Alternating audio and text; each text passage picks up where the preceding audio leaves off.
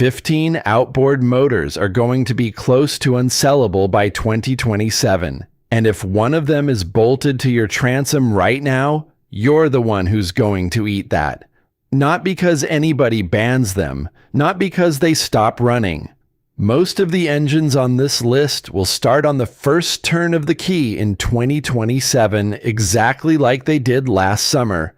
They'll just be worth what the aluminum weighs, because the part numbers that keep them alive are going quiet. The shops that know them are turning the work away, and the fuel coming out of the pump is getting a little more hostile to them every year. I've had my hands inside a fair number of these, enough power heads apart on the bench that I can tell you which ones smell like burnt oil and which ones smell like money. And I'll be straight with you about the ones that are still fine too, because a video that says every old motor is junk is a video written by somebody who's never bought a 15-year-old outboard and been perfectly happy. A few things to watch for on the way. Number 10 isn't a two-stroke at all. It's a four-stroke, from the most respected name on the water, and it rots from the inside where you cannot see it, usually somewhere between 500 and 700 hours, which for a weekend boat means it fails right about the time the warranty is a memory. Number 15 is the newest engine on this entire list. Some of them were sold as brand new 2020 models. It's also the one losing value fastest, and I'll show you exactly why the newest engine here dies before the oldest one does. We're going oldest to newest, and the argument flips somewhere in the middle. Let's start with the ones you'd expect. Here's the thing that makes all of this make sense, and if you skip it, the rest just sounds like doom. An outboard does not die when a piston dies. Pistons are replaceable.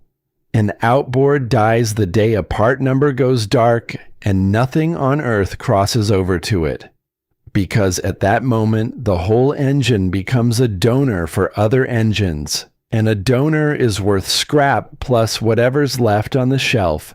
That's the thread running through all 15 of these, not emissions law, not some regulator coming for your boat, just supply, and the very ordinary business decision behind it.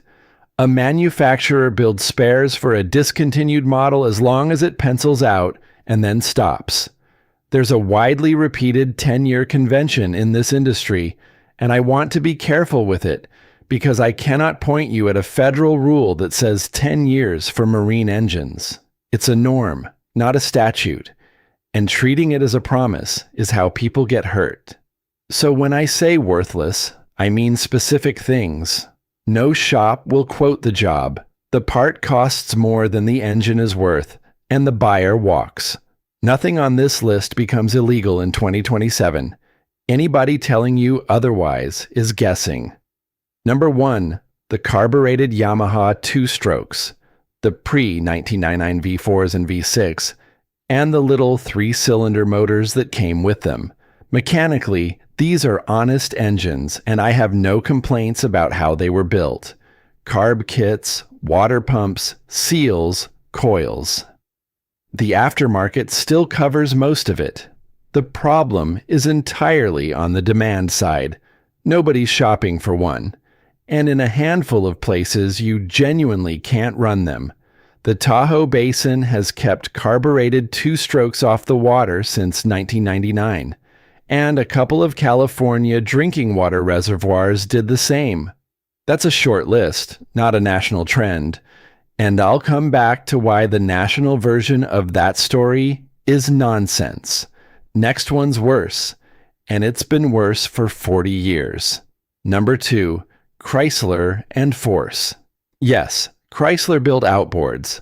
The line got sold off in the mid-80s, ran on under the Force name, and Mercury switched the lights off at the end of the 90s. What you've got now is an engine whose builder has been gone for a quarter century in a design that never had a big installed base to keep an aftermarket interested. Some parts cross to Mercury, most don't. If you own one and it runs, run it, and don't spend a dime on it you wouldn't set fire to. Which brings me to a brand that's still very much alive and still leaves you standing in the parts department with nothing. Number 3. The old Suzuki DT carbureted 2-strokes. I'll flag my standing here. I've had fewer of these apart than the American or Yamaha stuff, and my read is a little softer than usual. What I can tell you from calling around is that the DT parts pipeline in the States is thin. US distribution for the brand has been reorganized more than once, and the DTs were never as numerous here as they were elsewhere. So you get an engine that was well made, is easy to work on, and that you'll wait 3 weeks for a stator on. That's not a broken engine. That's a broken supply line, and it prices the same way. Number 4. The Johnson carbureted V4s and V6s. The 85s, the 90s, the 140s that pushed half the aluminum boats in America for 20 years. The parent company, OMC, filed for bankruptcy in December of 2000. The Johnson name limped on under new ownership and stopped entirely in 2007. Today, those parts come out of the same warehouse that feeds Evinrude, and that warehouse has been thinning out since around 2022 by every dealer account I trust. Here's the part that stings. These are fantastic engines to own if you can do the work. Points and coils and a carb you can rebuild on a kitchen table. Simple as a hammer. And they still can't be sold, because the man buying a used aluminum boat in 2027 is going to look at that cowl and see a company that's been dead since he was in high school. So notice what 4 engines in a row have in common. Not one of them failed. Every single one was killed by paperwork. A bankruptcy, a sale, a discontinued badge, a warehouse decision. That's the gentle part. From here on, we stop talking about engines that got orphaned and start talking about engines that were born with a problem in them. And number 10 is the one that still makes me angry, because it isn't even a 2-stroke. Number 5, the FICHT engines. 1997 through 2001, Evinrude and Johnson. Direct injection developed with a German outfit called FICHT and rushed out to meet the EPA emissions deadlines coming for carbureted 2-strokes. The early 150s and 175s built the reputation. Seized blocks, cooked power heads, dealers doing warranty work faster than the factory could pay for it. Then in 2001, the new owners recalled the 1999 and 2000 200s and 225s built by the old company because they could leak fuel, and a fuel leak on a running outboard means fire or explosion. To their credit, the new owners absorbed the cost of a recall on engines they hadn't built. That recall is a genuine safety note and not a historical footnote. If you're looking at one of those engines today, on a trailer, in somebody's yard, you need to know whether the upgrade was done. 25 years later, plenty weren't. And there is no version of that gamble that ends well. The market has already priced FICHT at roughly 0.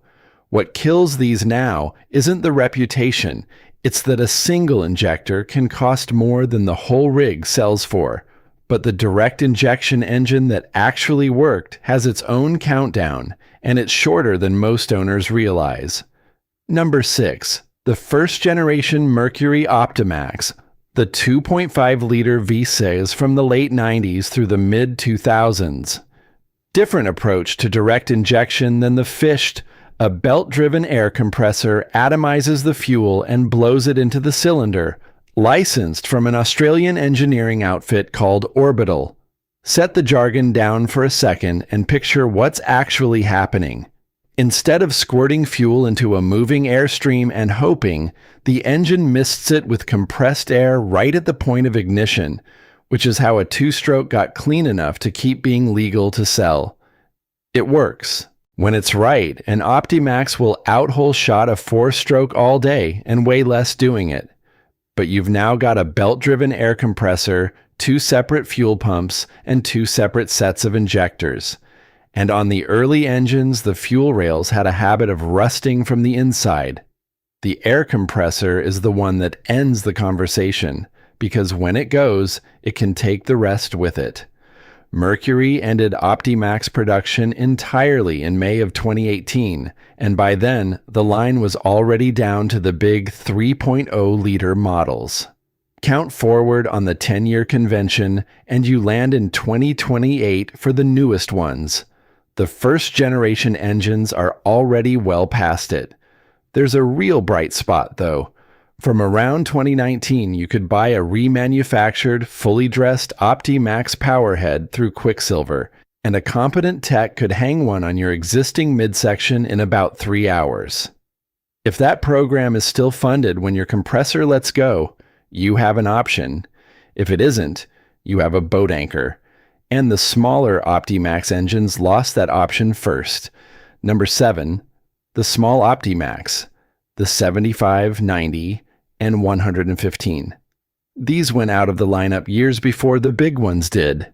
Here I'm going to be honest about the limits of what I could find.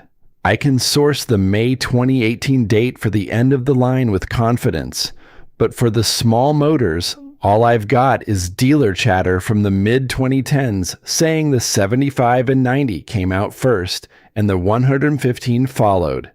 So call it mid-decade, not a date. What matters is the arithmetic, and the arithmetic says these cross the 10-year line somewhere around now. Same air compressor, same twin fuel systems, on a hull whose whole market value is 15 grand on a good day.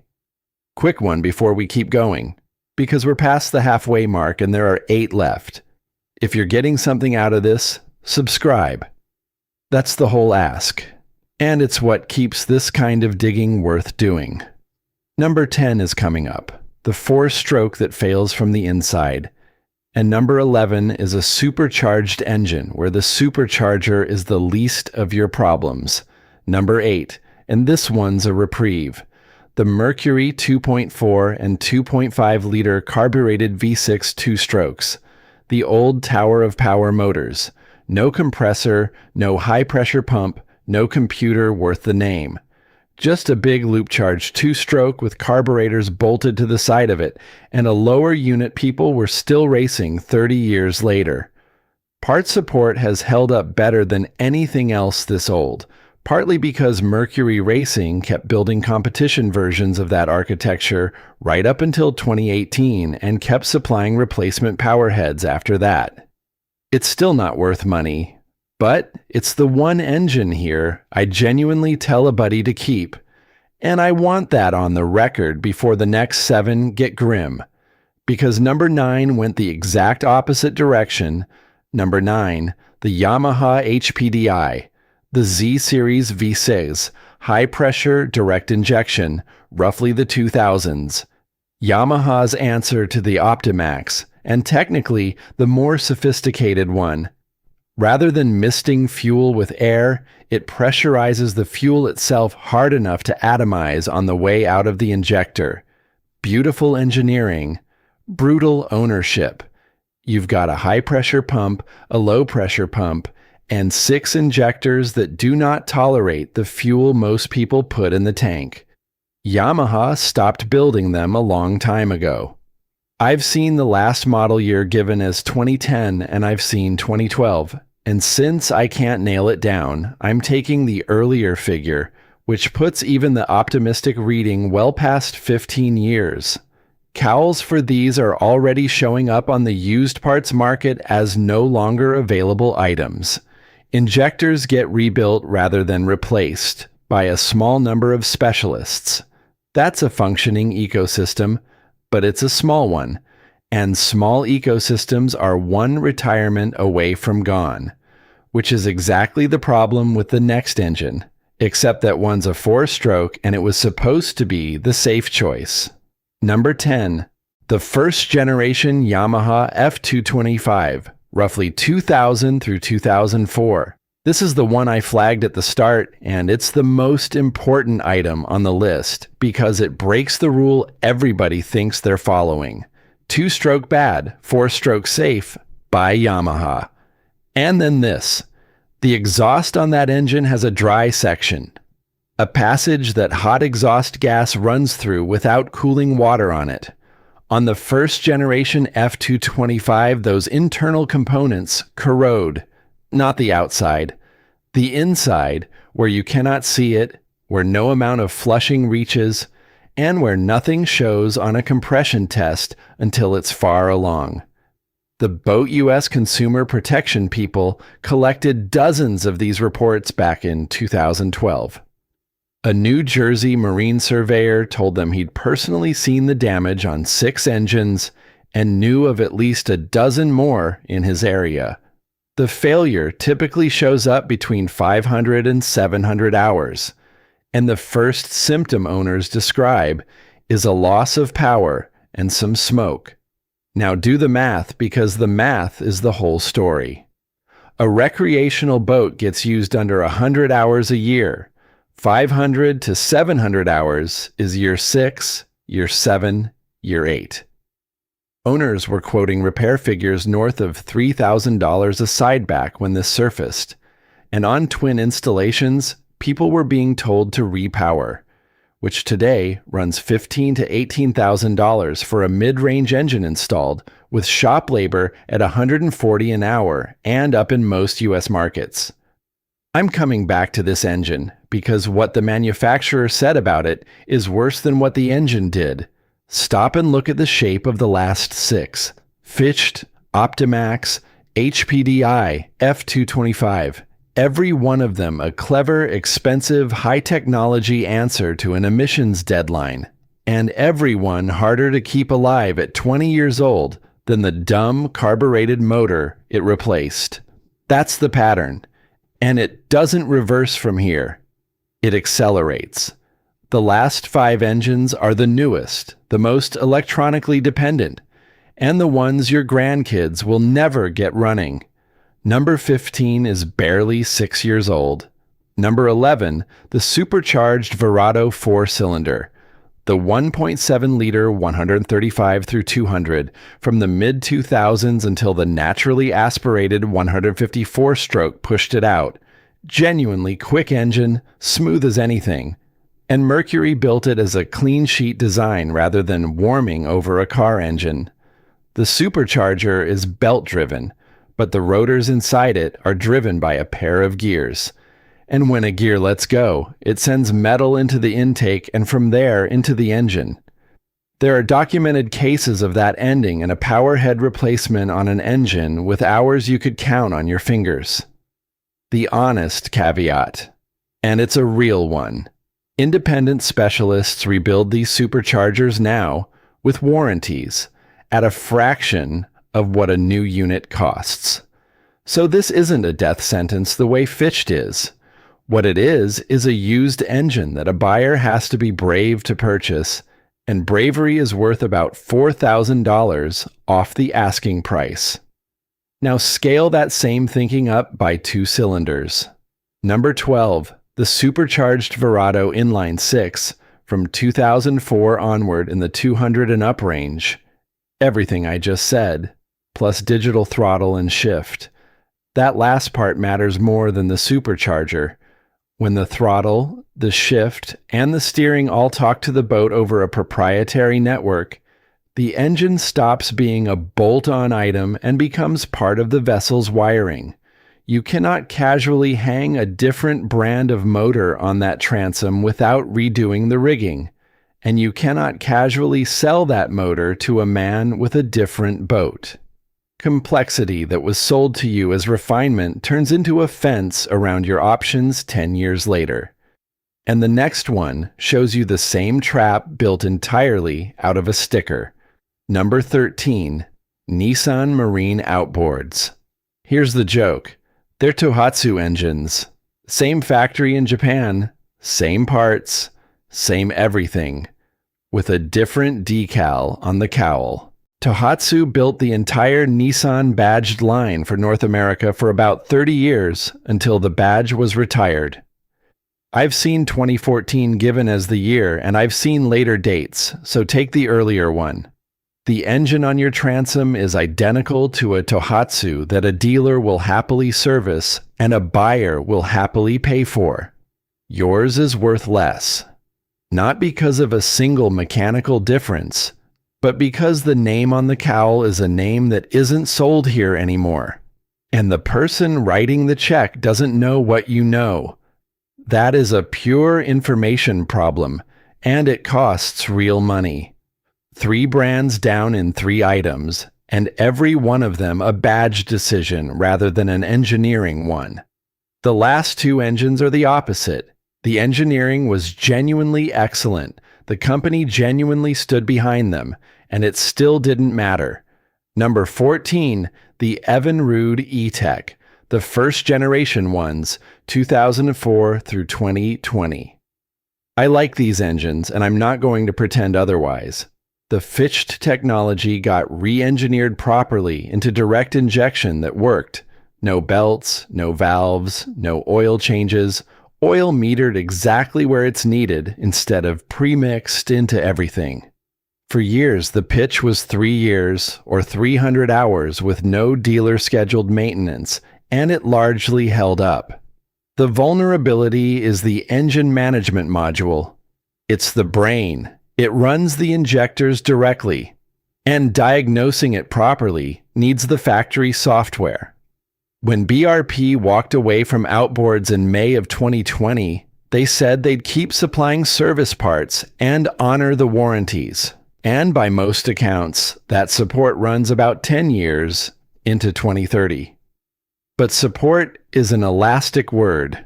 What it means in practice is that they'll fill an order when they can, not that every part number is sitting on a shelf in Wisconsin. Dealers have been reporting thinning inventory since around 2022, so the engine's fine. The infrastructure around the engine is what's evaporating, and the flagship version of it is worse off than this one, which is the thing almost nobody expects.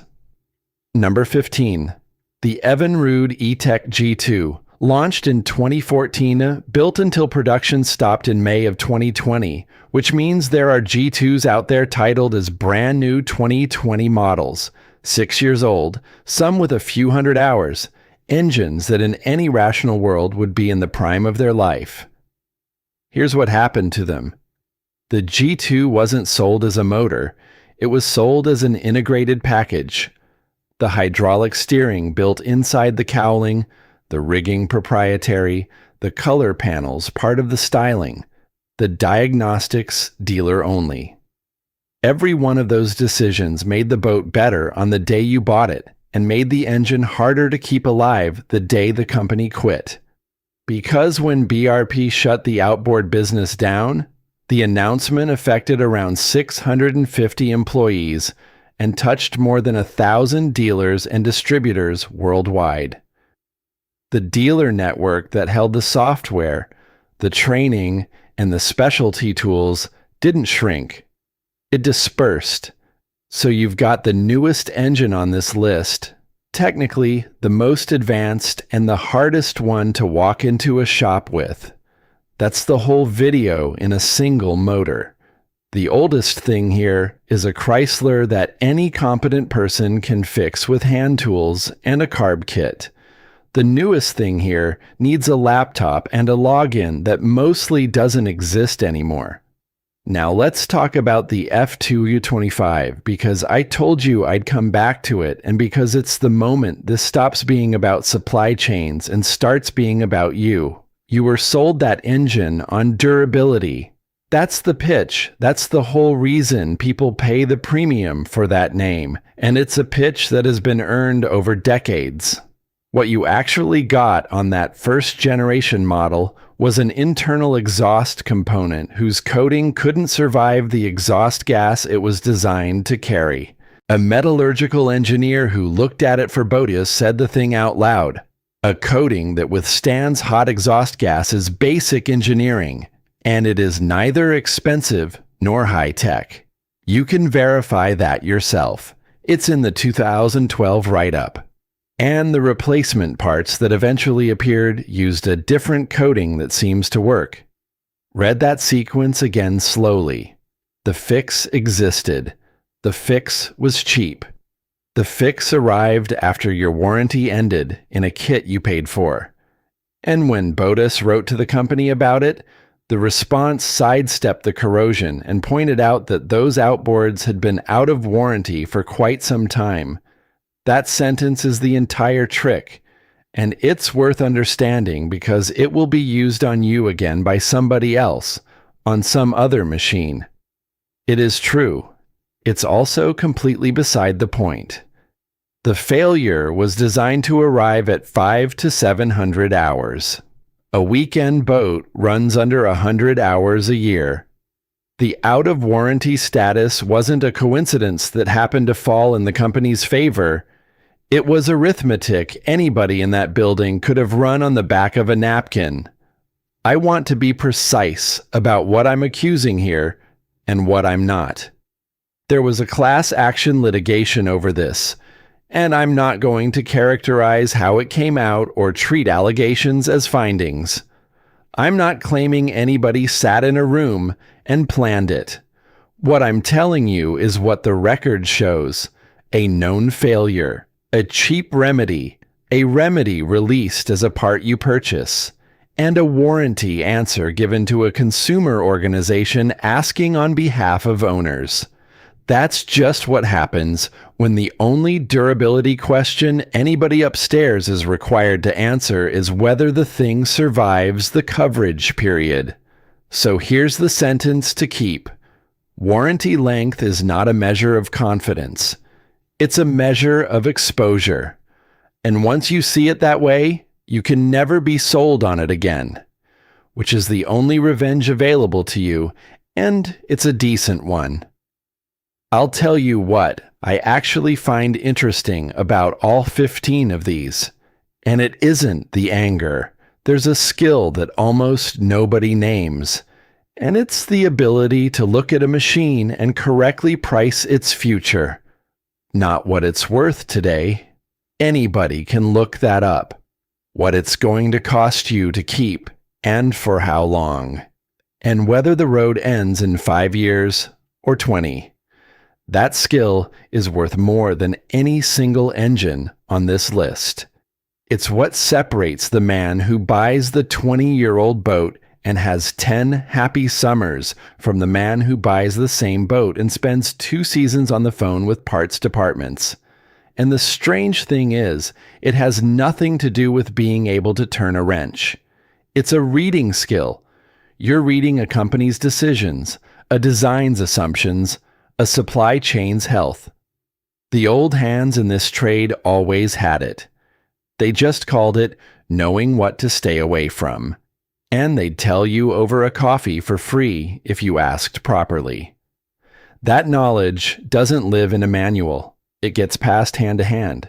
So, quickly, the whole list: carbureted Yamahas, Chrysler and Force, old Suzuki DTs, and Johnson V4s and V6s.